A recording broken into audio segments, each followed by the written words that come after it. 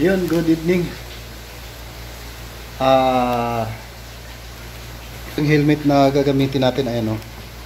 Helmet na gagamitin natin. May camera na yan. May camera na siya.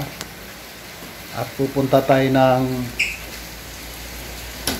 yan, ang helmet natin. May GoPro na siya. Luma na yung GoPro natin. Ano na yan? 2019 pa binili yan eh. GoPro Max.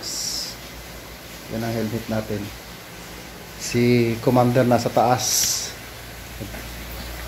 Patay nga si Mrs. kasi ulan pa rin ang ulan. Yan o.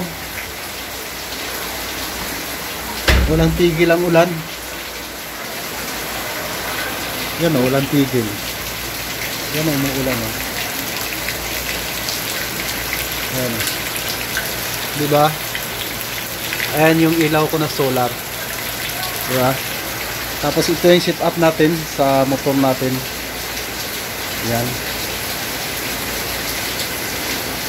Meron siyang may tulo na rito.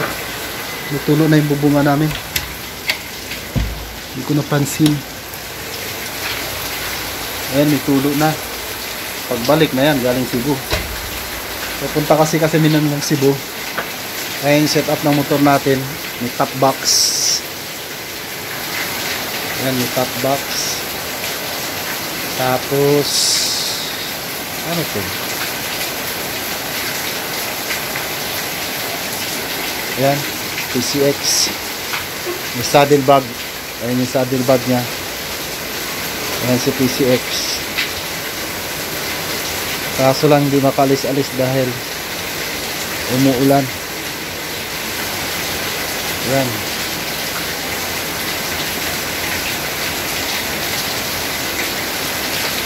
Yan yung PCX natin. May laman na siya. May karga na tayo. Ito mga damit. Yan mga damit. Tapos dito yung ibang gamit. Yan. Pinelas. Kung ano-ano nandiyan. Tapos ito yung tent natin. Sigaan. Yan, naka-prepare na yung ano natin. Yung motor natin. Kaso lang, lumakas yung ulan. Grabe, lakas ng ulan. Lumakas yung ulan. Di baha niyan sa ano? Amparo. Palaging bumabaha dyan sa Amparo. Ang biyahe namin muna pupunta kami ng target namin Matnog. Tapos Matnog sakay ng Roro papuntang Samar. Tapos pagdating ng Samar, biyahe naman papuntang Leyte sa Palumpon. Doon kami sasakay ng Roro ulit papuntang Cebu. Tapos sa Cebu, mag-ikot-ikot na kami doon kung anong mapuntahan namin. Titignan ko sa Google Map hanggang sa makaya namin. Pagkatapos, pag naikot na namin yon, uwi na kami rito sa sa Bulacan.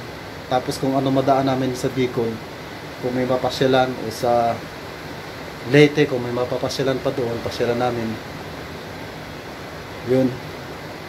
Naantay lang namin na tumila ang ulan. Mukhang ayaw tumila eh. Tuloy-tuloy pa rin. Kalbo na pala ako. Yun lang update na biyahe namin ngayon.